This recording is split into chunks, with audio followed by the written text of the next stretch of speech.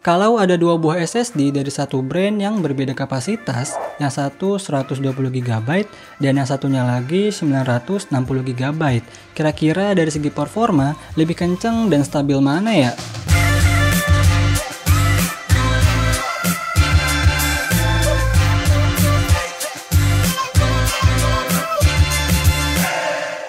Halo teman-teman, ketemu lagi sama gua Bahar. Pada video kali ini, sesuai intro di awal tadi, kali ini gua akan membandingkan dua buah SSD dengan kapasitas 120 GB dan 960 GB dari satu brand dan tipe yang sama, yaitu Patriot Burst. Tapi seperti biasa, sebelum gue lanjutin videonya, buat kalian yang belum subscribe ke channel ini, monggo klik tombol subscribe di bawah, biar gue lebih semangat untuk membuat konten ke depannya. Oke, langsung aja gue mulai. Karena kedua SSD ini dari satu brand dan tipe yang sama, maka penampakan dari keduanya pun sama nih, kagak ada beda-bedanya. Yang membedakan hanya tulisan kapasitas pada masing-masing SSD-nya saja, selebihnya plug sama. Kalau kalian penasaran sama apa aja yang bakalan kita dapetin pas beli SSD ini, pertama ada selembar kertas yang isinya itu petunjuk pemasangan beserta spesifikasi dari SSD-nya. Dan terakhir udah pasti nih SSD-nya, Patriot Burst. Masuk ke pengetesan. Untuk skenario pertama, gua akan memasang kedua SSD ini secara bergantian ke laptop gua, Acer Swift 3. Gua mulai dari SSD yang berkapasitas 120 GB, kemudian yang 960 GB. SSD-nya ini akan gua jadikan storage utama untuk sistem di laptop gua. Kemudian gue install Windows 10 dan beberapa aplikasi yang cukup sering gue gunakan. Lalu nanti kita akan sama-sama lihat nih performanya, mulai dari booting, membuka aplikasi, transfer file, dan yang pastinya benchmarking. By the way, pada pengetesan ini, NVMe yang ada pada laptop gue copot dulu ya, jadi cuman ada SSD yang akan dites aja pada laptop ini.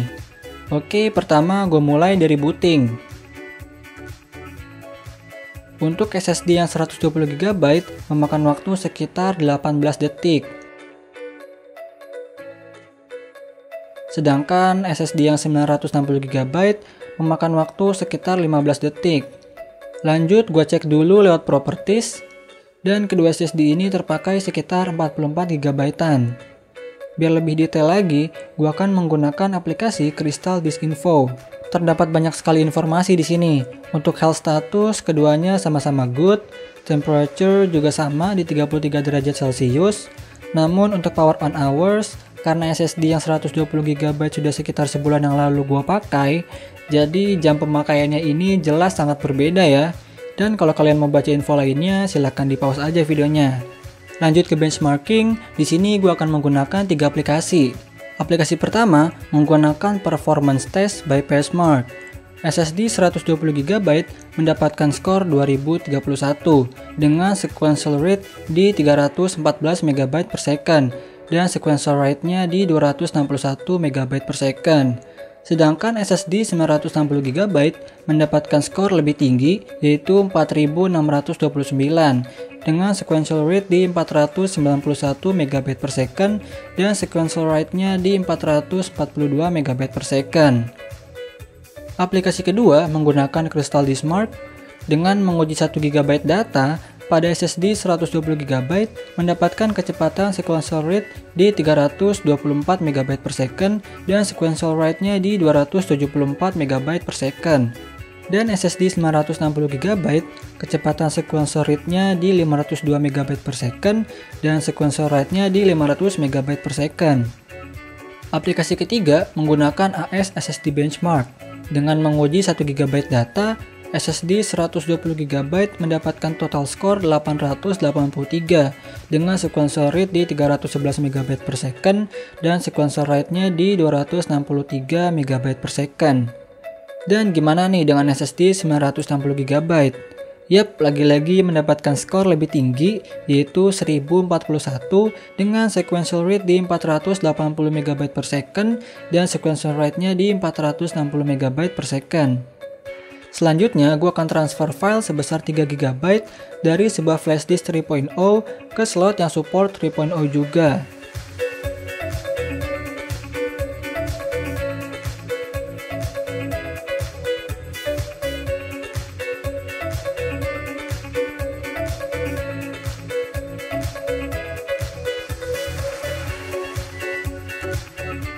Pada kedua SSD ini kita bisa lihat kurang lebih untuk kecepatannya mirip-mirip lah ya, stabil di kisaran 130 MB per second dan memakan waktu yang relatif mirip juga, sekitar 26 detik.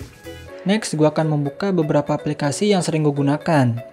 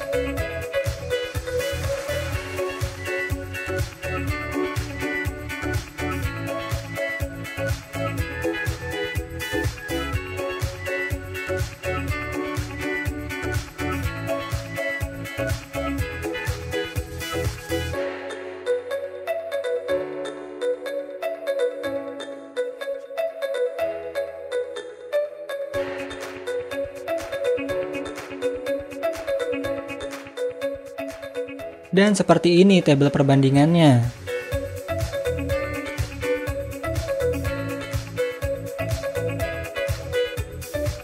Skenario pertama selesai, sekarang lanjut ke skenario kedua. Gua akan membuat kedua SSD ini jadi SSD eksternal menggunakan SSD Exclosure 3.0 dan pastinya dicolok ke slot yang support 3.0 juga ya. Nah, ini ada file ukuran 17 GB. Gua akan copy ke masing-masing SSD.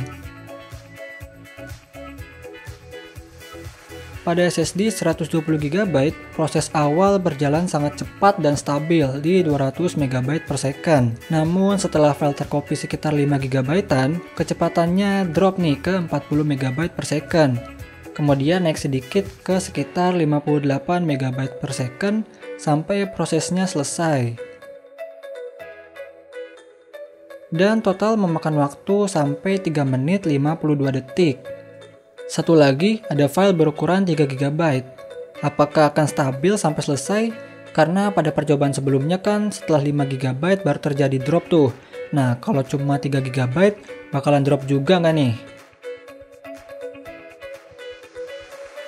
Masih stabil nih ya, kisaran 200 MB per second. Ternyata sama aja ya. Kirain selama filenya di bawah 5 GB bakalan stabil tanpa drop. Ternyata enggak. Drop ke 58 MB per second sampai prosesnya selesai. Dan memakan waktu sekitar 33 detik. Lanjut ke SSD yang 960 GB. Dengan file yang sama 17 GB, kira-kira gimana nih? Akan drop juga nggak nih?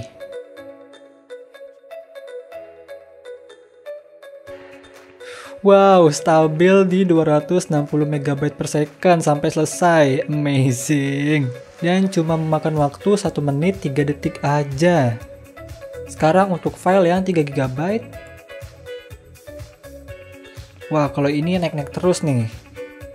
Dan lama-lama stabil di 250 MB per second sampai selesai. Serta memakan waktu 15 detik. Jadi kesimpulannya gimana teman-teman? Ini mah pasti kalian udah bisa nyimpulin sendiri ya. Buat gue sih lebih worth it SSD yang 960GB, mulai dari kapasitasnya yang jauh lebih besar dan kecepatannya yang tinggi dan stabil. Tapi gimana dengan harganya? Oh tenang, mungkin ini juga alasannya kenapa gue beli SSD ini. Padahal kan gue baru sebulan yang lalu tuh beli SSD yang 120GB. Harga aslinya ini 1.085.000. Dan seperti biasa gue dapat potongan lagi nih, hampir 200.000. Jadi gue cuman bayar SSD Patriot Burst 960GB ini seharga 880.000-an aja teman-teman. Gimana? Worth it nggak? Dengan harga segitu udah dapat SSD berkapasitas besar dan performa yang udah kalian lihat dari tadi pada video ini. Tulis komentar kalian di bawah ya. Oke, segitu aja untuk video kali ini. Kalau kalian rasa video ini bermanfaat, jangan ragu untuk like dan share video ini ke seluruh akun sosial media kalian, biar banyak orang di luar sana yang juga terbantu. Dan pastiin kalian udah subscribe ke channel ini dan nyalain lonceng notifikasinya ya. Oke, terima kasih udah nonton video ini sampai habis. Kita ketemu di video selanjutnya. Thanks for watching and keep being awesome.